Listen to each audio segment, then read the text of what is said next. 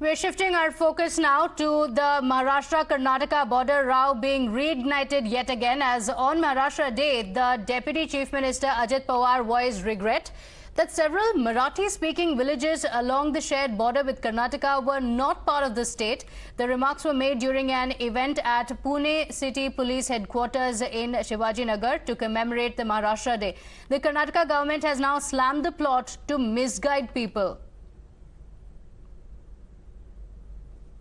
See, whenever there is a crisis, political crisis in Maharashtra, which it is there now, their entire government is on the rock bottom. They create a bogie of this language. So, just to survive politically, they do this. The border issue is very, very clear. We are not even going to yield to them. We stand firmly by our decisions. They also know it.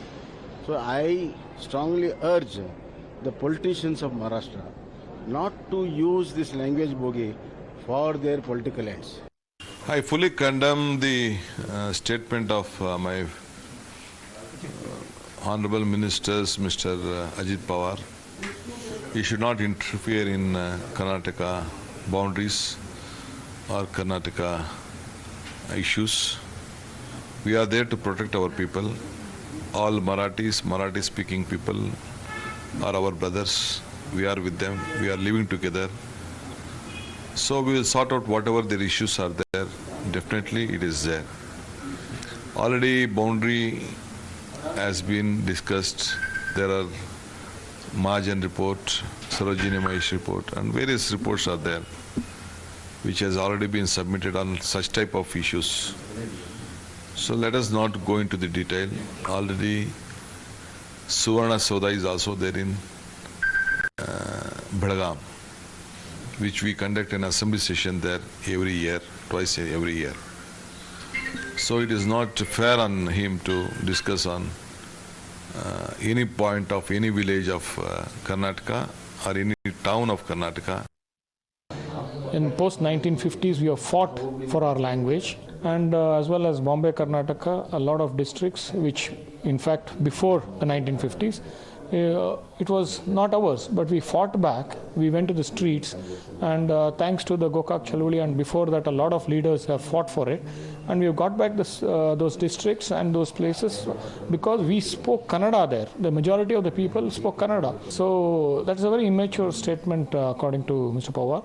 And I don't think it will happen because we'll get into the streets again, just like we did back then during the Gokak Chaluli movement, where P. Lankesh, Dr. Rajkumar, and a lot of literators, cinema artists, in fact, a lot of proud Kannadigas went to the streets, protested, and we have fought for our languages. There's a huge history. Well, this is a decades-old issue, and now it has been revived yet again after Ajit Pawar's statement. Imran is live with us from Karnataka. Imran, this is an argument that's made time and again, and the argument being that Marathi is more prominent in the languages that is spoken in some of the border towns, including Belagavi or Belgaum.